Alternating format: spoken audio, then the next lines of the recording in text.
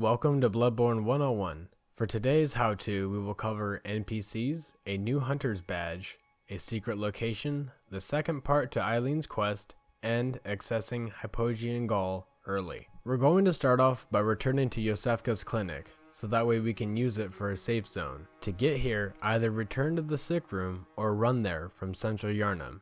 If you talk to the woman behind the closed door, she'll offer you a reward for sending sick people to her to get well.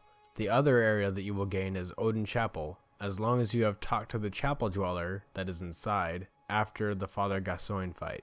Both of these are useful safe zones for getting those NPCs to relocate, but only one of them is truly safe, Odin Chapel. The first NPC we will get is the lonely old woman. Talk to her in Central Yharnam and tell her to go to Odin Chapel. She will move there at the next map change and will be a sedative supplier later in the game. The next two NPCs that we will get are Ariana and the Narrow-Minded Man. At least 3 bosses have to be defeated before it is dark enough for them to want to relocate. If they don't give you the dialogue option to seek shelter, you may be missing a boss or two. Ariana is useful for a unique blood vial that will increase your stamina recovery speed and of course heal you. We will also send her to the Odin Chapel. The Narrow-Minded Man, however, you must have Yosefka's clinic as an option, because since he doesn't trust you, he will go to the opposite option than what you suggest. So telling him to go to the clinic will actually send him to the chapel. He doesn't do much for you, but offer observations on the other NPCs that are in the chapel. For gameplay reasons, he can be skipped, but if you're going for a lore kind of a run, it could be worth saving him. The last NPC that we care about will be Adela. She is a church member that has been kidnapped and sent to Hypogean Gaol. To get to her, and by extent Hypogean Gaol, you'll have to have killed the blood-starved beast and get killed by one of the kidnappers in the Cathedral Ward or the Forbidden Woods. Once you make it into Hypogean Gaol, exit your cell and go to the left until you hear her praying. Oddly enough, she will only chat with somebody who is wearing the white or black church garb. Interestingly enough, Gascoigne's armor will also work. She, like Ariana, will supply you with special blood vial, but this one adds a health over time effect. Make sure to send her to Odin Chapel. To get to the lamp in Hypogean Gaol, you'll need to go right from your cell and up the staircase. The lamp will be up at the top of the stairs, and from there you can escape.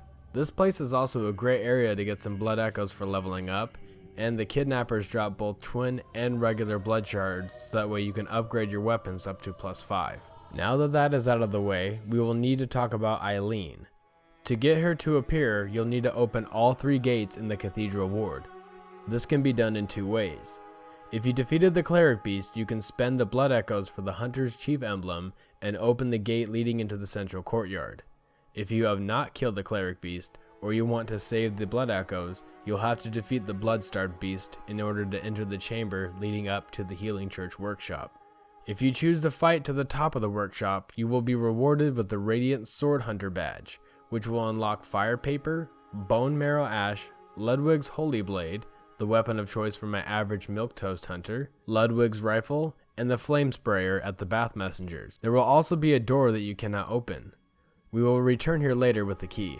Dropping down to the bottom layer of the workshop, we will see a large amount of wooden supports and bridges. This is the way that we will need to go in order to open up the gates. But if you follow my character's path, you'll find a secret kept hidden by the church. Continuing down this path and reaching the bottom, you'll be greeted by a beast that breathes fire. My suggestion is to sneak up and backstab it, but if you want to fight, he'll give you one. Continue through the door, to your right, down the alley, past the crows and the dog, and enter the elevator.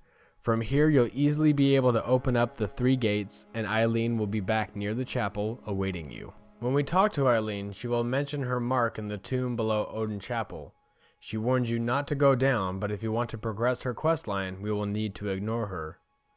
The best way to start this fight is to make your way down to where we fought Gascoigne, and from the gate walk to the right side and drop down to the awning where the red brooch was, then drop down behind him. If you are careful, you can land a backstab and visceral attack combo on him, then run to safety. Heinrich is also very weak to slow poison, so it'll only take 2 knives to get him there. Stay alive until Eileen shows up because she will do most of the work, but you'll still need to keep him from dominating the fight. Try to hit him with light R1 attacks when Eileen is out of the way to avoid her from becoming hostile or dying.